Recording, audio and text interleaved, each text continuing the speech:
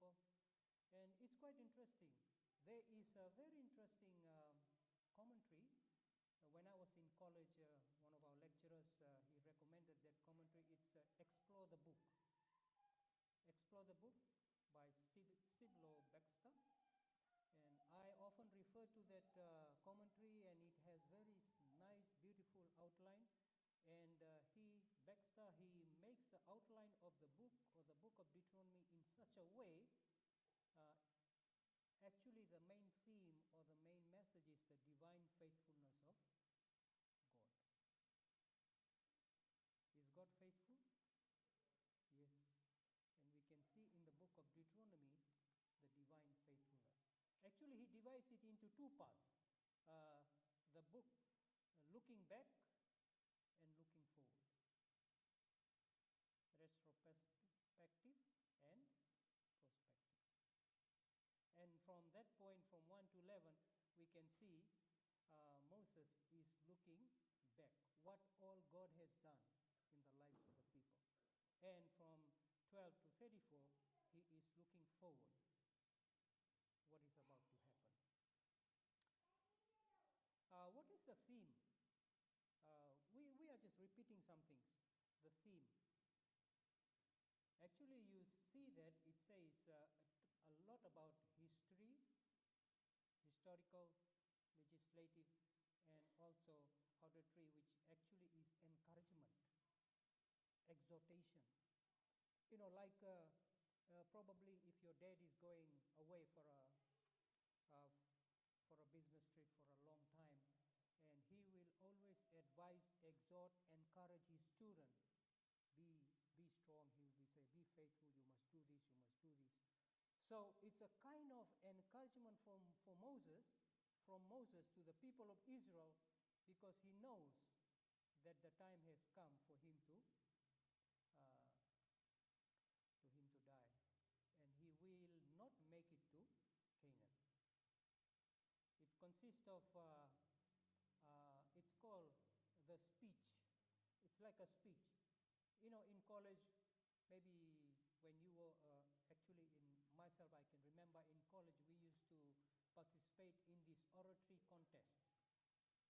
So certain students will be given this oratory or speech, and in a particular day you have to present that speech without looking at your notes.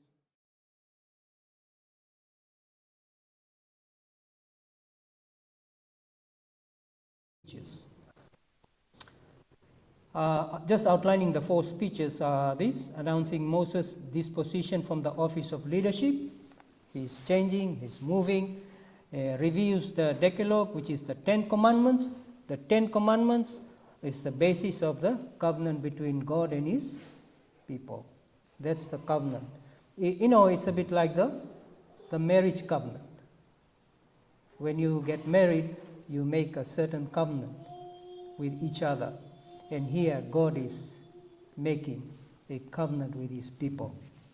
And then the third one concerns with the ritual of blessings and cursings. Here in the book of Deuteronomy, you can read a lot about the blessings. If you obey, you will be blessed. If you disobey, the people will curse. So you can see that thing coming out very clearly. And number 4 actually is a brief history survey, encouragement to keep the law of God, because the law of God is a transcript of God's character. And it also explains about the covenant or the religion of the heart.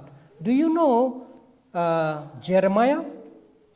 Jeremiah talks about the religion of the heart, you know, and we can see it really corresponds with this as well, where God says he wants his people, in other words, he wants his law to be written in our hearts rather than on the book. In other words, he wants us to internalize his precepts. And that's something interesting. So, those are the 4 major And we can see that Moses appeals to his people. Moses is always appealing. Moses is an amazing person. And the scripture says, that as I was reading today, that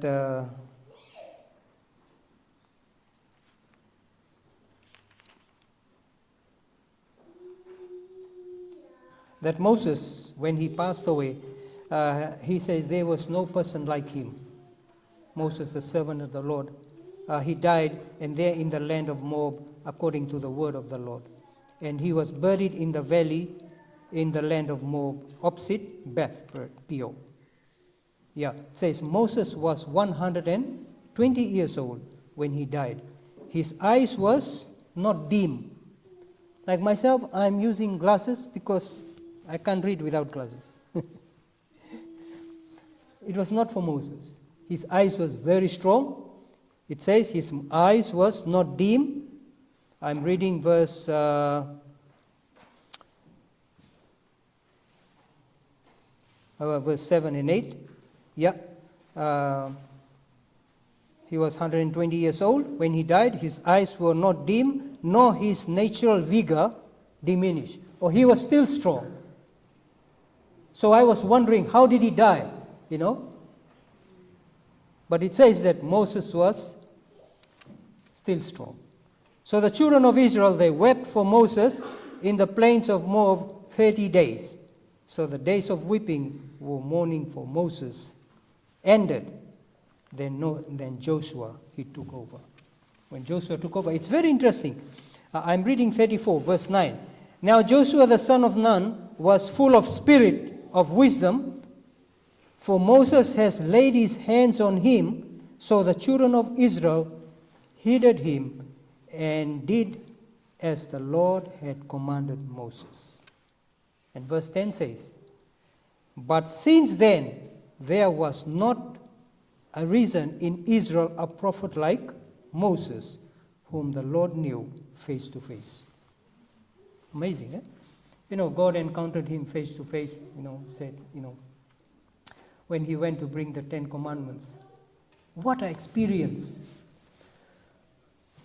But when you look at that, we would assume that, Moses should have gone to Canaan, He didn't go to Canaan. But he was resurrected and he went to heavenly Canaan. According to the book of Jude. Lots of things to learn here. But that text says here that his people, to order their lives according to the revealed will of God, obedient means life and disobedient means death. In the world that we are living today, this term is like going out of date, obedience. We are like most of the people, they assume that we are legalists when we talk about obedience.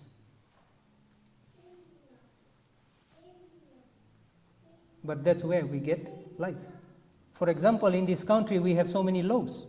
One is the laws for driving. We drive on what side of the road? Left side? What about we decide, no, we'll just drive on the right? So there'll be some problem, serious problem.